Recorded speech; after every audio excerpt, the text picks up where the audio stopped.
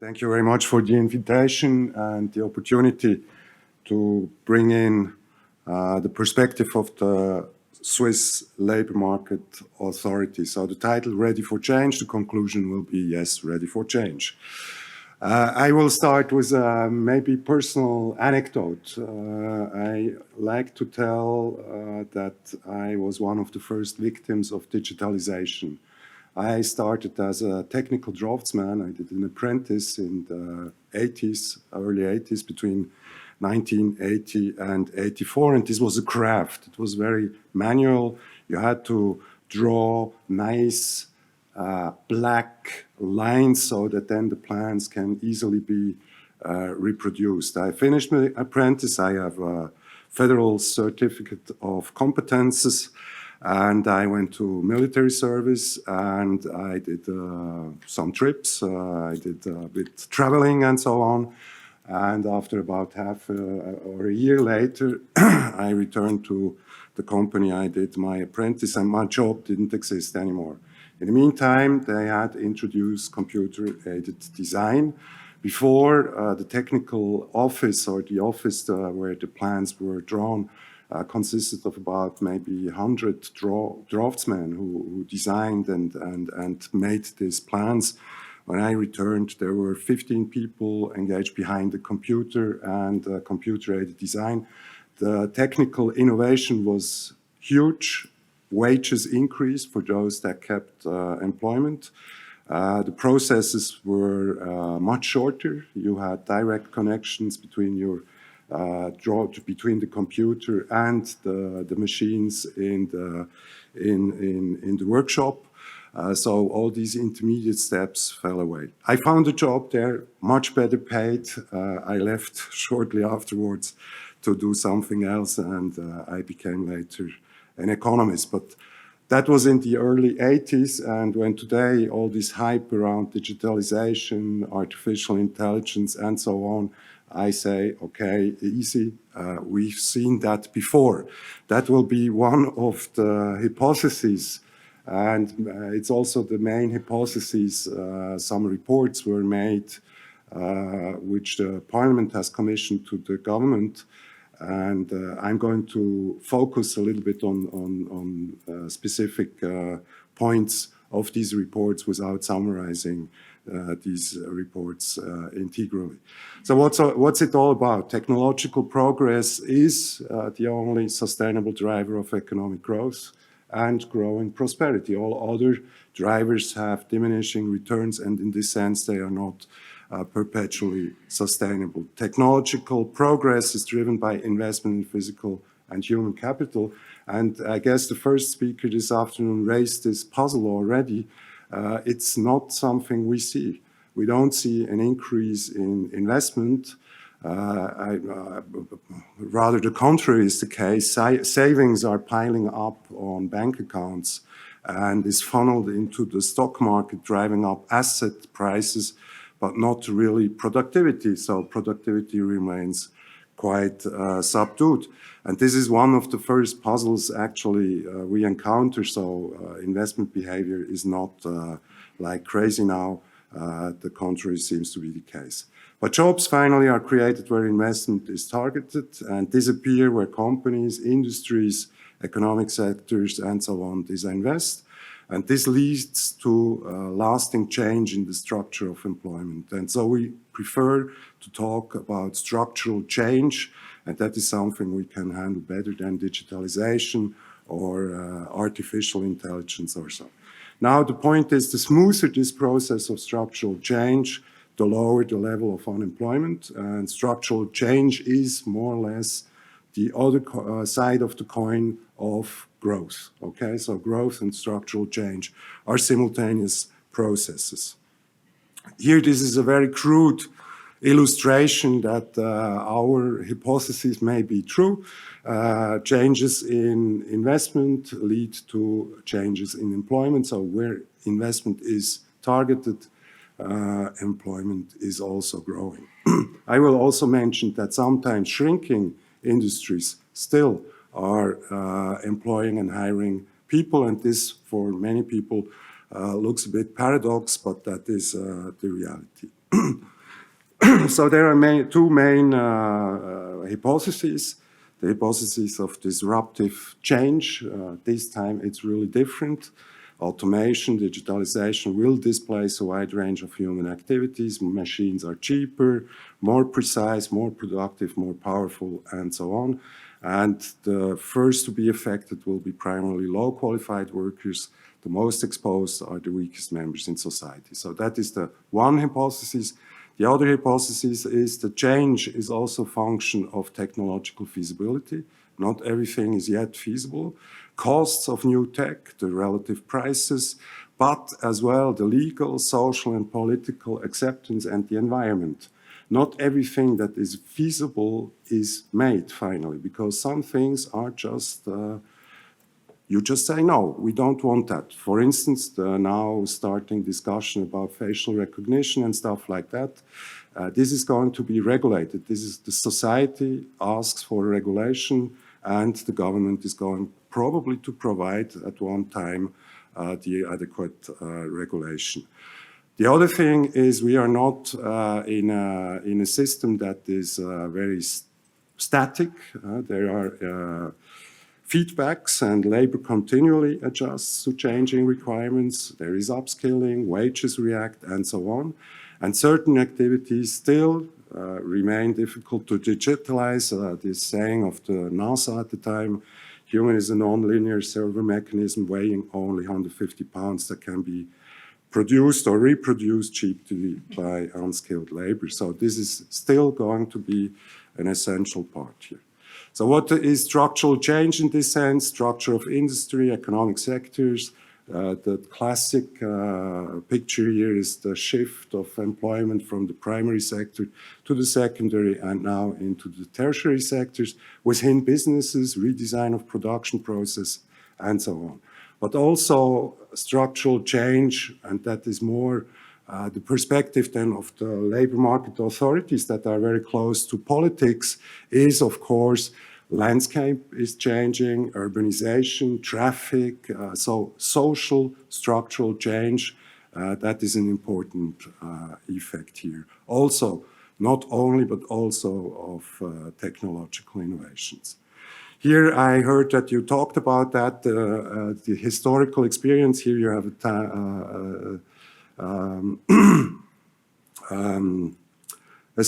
time series beginning in 1850 with the amount of employed persons in Switzerland. In 1850, on the Swiss territory, there were about 1 million workers. That has increased here to about 5 million in 2018. Then you have the working volume. Of course, there are some business cycle effects here, but the real important point is the work or the volume of work per employed has quite considerably decreased. Here it was about 65 hours a week per employee, and here it's down to about 28 hours a week. So this is also, of course, one benefit of technological innovation and economic growth. When you look at the employment growth in different sectors, we had between 1990 and 2008, the Swiss economy added about 500,000 new jobs, mainly in these sectors, health and social work activities, but as well, of course, other private services, financial services, etc. Across all sectors, there was employment growth. You see then after the financial crisis, 2008 till 2017, in particular, manufacturing declined. And of course, here these, they were already, I say, a bit in trouble in the first decade here where jobs were lost, but nevertheless, all over this period, 2008 to 2017, more than 400,000 jobs were added to the Swiss economy. Now, job losses and gains to digitalization. I said we produced a report to the attention of the Federal Council for Swiss government. You can read that in this report. Over the past 2 decades, about 350,000 jobs were lost because of structural change, specifically digitalization, and at the same time, approximately 850,000 jobs were created. And there is an estimation that in the coming decades, approximately 11% of jobs are going to be lost due to digitalization, but the net effect, of course, will still be positive. So what you see is, this is a picture that alludes a little bit to this polarization hypothesis. We don't interpret it like that. We say there was a general upskilling. You have, of course, certain jobs that are disappearing. You have here 1 million jobs that were added in the time span 1992 to 2017, and you have here low qualification was reduced, medium qualification was reduced, and all these jobs there was a general upskilling in the job growth. So mainly the job growth happened here with higher qualifications. You know this picture, we try to reproduce this for the Swiss economy. You see the shares according to certain tasks here in 1996 and 2015, and of course here is the major growth can be found here, non-routine analytical tasks and non-routine interactive tasks. But a general upskilling occurred, and I have always to mention the Swiss government, or federal outlays for education in Switzerland amount to about, if I'm correct, 37 billion Swiss francs a year. And when you compare that at the beginning of the 2000, the beginning of this century, about 4% of GDP was spent for education. Today, we're closer to 6%. So that's in real terms the share of education expenditures in Switzerland and in percentage of GDP. Just when we always hear, of course, journalists always call us, you know, when a company closes down and say, yeah, is the government now intervening, how to save these jobs and so on. I always, and this is a bit a cynical response, I have to admit that, can't really say that like this. However, we always try also to contextualize these losses. We talk about 100 jobs lost. Now, for instance, Philip Morris is going to restructure, and they are going to lose like 250 jobs, if I remember correctly. That's what happens in 1 year. So 438,000 jobs were lost in 2016, and at the same time, 480,000 jobs were created. Some by new creations of companies or new businesses, or because a business is closing, others in existing businesses. So the labor market account showed that there are some 700,000 jobs changed hands in 2016. So this is a huge job mobility in the Swiss labor market. There are incredible flows occurring, and this is a bit hidden when you always focus on stock figures, like, for instance, the unemployment rate. Changing jobs can be beneficial. Here you see what happens when you switch job, and some have the same hourly wage, or more than almost 2/3 have a different hourly wage, and only a very small part has to accept a wage cut. All the others are having higher wages, and of course this also reflects increased individual productivity. And again, this is the other side of this coin of increasing growth. I think Switzerland copes or has coped very well with structural change, impressive labor market development over the last 10 to 20 years, despite major cyclical volatility, beginning with the financial market crisis, then a very strong appreciation of the Swiss franc that impeded, of course, Swiss competitivity in foreign markets, and due to that, of course, accelerated structural change. We had relatively stable growth in employment, sustained low levels of unemployment and people without income, low long-term unemployment, and we have a situation currently that is, I call it, close to full employment, and we still have high levels of economic activity. The employment rate is one of the highest among the OECD countries, close to 85%. Here you see the labor market key indicators. Maybe 2-3 years ago, there were more like 2s and 3s. Now, relatively, Switzerland has lost a bit, but this is not because the situation in Switzerland has deteriorated, but rather because the situation, for instance, in Germany, for instance, in Austria, and so on, has drastically improved over the last 2 to 3 years. Nevertheless, I say we have a high-performing labor market. The Swiss labor market is fair and it is efficient. Fair, when you look at inequality measures here, indicators, Switzerland ranks quite well. And of course, apart from Luxembourg, it delivers the highest wages probably in the world. Okay, so labor is very dear here in Switzerland. So what are the secrets of our success? Switzerland is primarily successful not because the Swiss are particularly intelligent or particularly clever or particularly innovative. Rather, they always allowed structural change to happen. So we have low barriers to riches, I say, and the reason is, with its direct democracy, a very decentralized system with a federal state structure, decentralized social partnership, close to the sectors, even at the company level, etc. Switzerland has institutions that ensure division of power and prevent the formation of monopolies that can prevent structural change.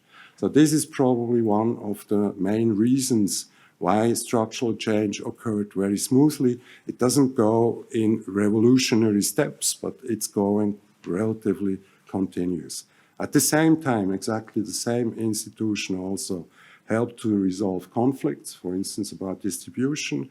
And there is also a very high social and political willingness to allow structural change. And I always cite the example when the Swiss National Bank abandoned the peg to the euro. Of course, people know what's going to happen. Of course, an appreciation of the Swiss franc with the potential loss of jobs. And there was a big interview that was made with 1,500 randomly chosen citizens of Switzerland. They said, asked, is it good when the National Bank now abolishes this peg or is it not? And 2/3 of the people, even though they know exactly what's going to happen, because it's not the first time that we experience that in Switzerland, say, yes, it's okay. So there is that's also some proof of the willingness to allow political or structural change and to cope with this change, because they may expect that they are going to benefit later. So employees are ready for structural change. One of the main goals of the unemployment insurance, for instance, is also to maintain employability. And the only need for action is to optimize the framework conditions. So these framework conditions are a couple of guiding principles here that as a labor market authority, when we are asked to intervene somewhere, that is more or less, that are the criteria according to which we check this intervention. So division of labor, yes, of course, like Adam Smith said in the pin factory, but work cannot be parceled out. So you don't need to reduce work time in order to create more employment, because that doesn't work. Stocks are important, I said, the unemployment figure, the employment rate, etc., but flows are more important. And if you focus on these flows, you also see where there are maybe barriers to this labor market flexibility. Unemployment has a big utility. It's the hardest job. I always say an unemployed person has the hard job to find a new job. but it also can improve efficiency in an economy. If you don't have an unemployment insurance, you are obliged to accept the first best job. And the first best job maybe is not really the best job. Then protect employees and don't protect jobs. That is a clear case. Work must pay, that's clear. The incentive structure must be okay. And Switzerland, again, is a clear example. High wages are not the enemy of employment. You have here in Switzerland, you earn probably the highest wages. Unemployment is growing, so the inverse that you always lower wages and then increase employment need not be correct. Education may help, but it's not always a miracle cure, of course, and it's a bit complicated. And protection is always temporary to allow time for adjustment.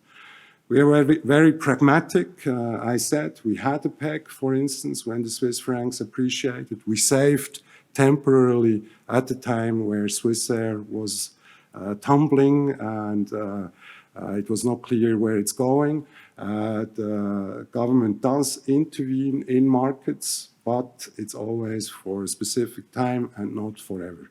And this is very important, and I think I always say that foreigners have misunderstood at the time when the Swiss National Bank intervened in the currency market that this is not going to last forever. Okay, and so everybody was, or many people were very surprised when they realized, oh, okay, now they abandoned the peg. This is to give time for adjustment. What are our challenges? I guess one of the biggest challenges is demography, and aging may impede labor market flexibility. Aging may impede also adaptation of new technologies. I mean, older society is more conservative. They are not ready to undertake experiments or trying out new technologies and so on.